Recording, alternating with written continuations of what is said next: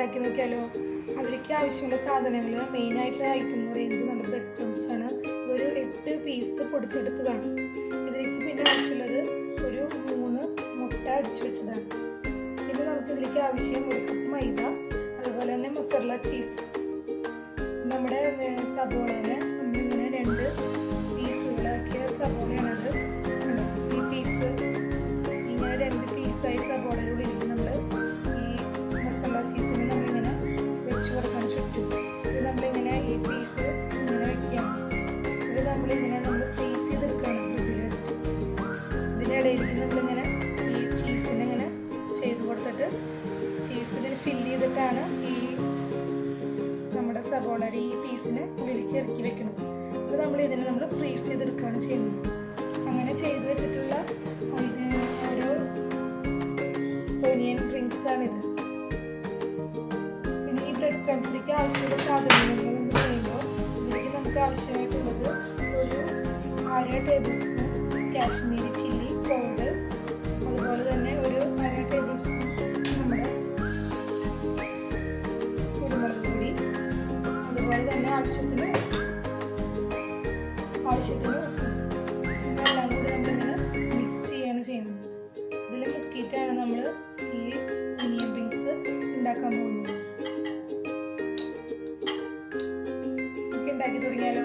ആദ്യം നമ്മൾ gas stove ഓണാക്കാം, pan വയ്ക്കാം. പാൻ ചൂടാകുമ്പോൾ നമുക്ക് അതിലേക്ക് ഓയിൽ ഒഴിച്ച് കൊടുക്കാം. നമ്മുടെ ഒനിയൻ റിങ്സ് നമുക്ക് ഓരോന്നായിട്ട് നമ്മുടെ ഇതിൽ മുക്കി നമുക്ക് വറുക്കാം.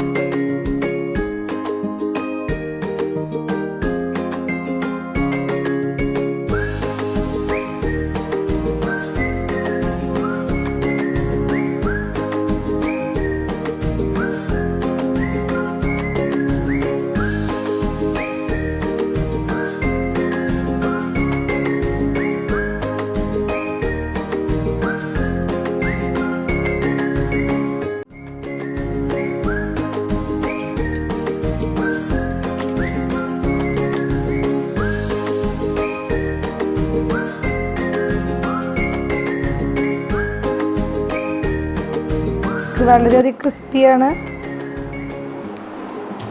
വളരെ സിമ്പിളാണ്, പെട്ടെന്ന് നമുക്ക് ഉണ്ടാക്കിയെടുക്കാനും കുട്ടികൾക്ക് വളരെയധികം ഇഷ്ടമുള്ള ഒരു ഐറ്റമാണ്. എല്ലാവരും ട്രൈ ചെയ്ത് നോക്കൂ. ഒനിയൻ റിങ്സ് എല്ലാവർക്കും ഇഷ്ടമാവും.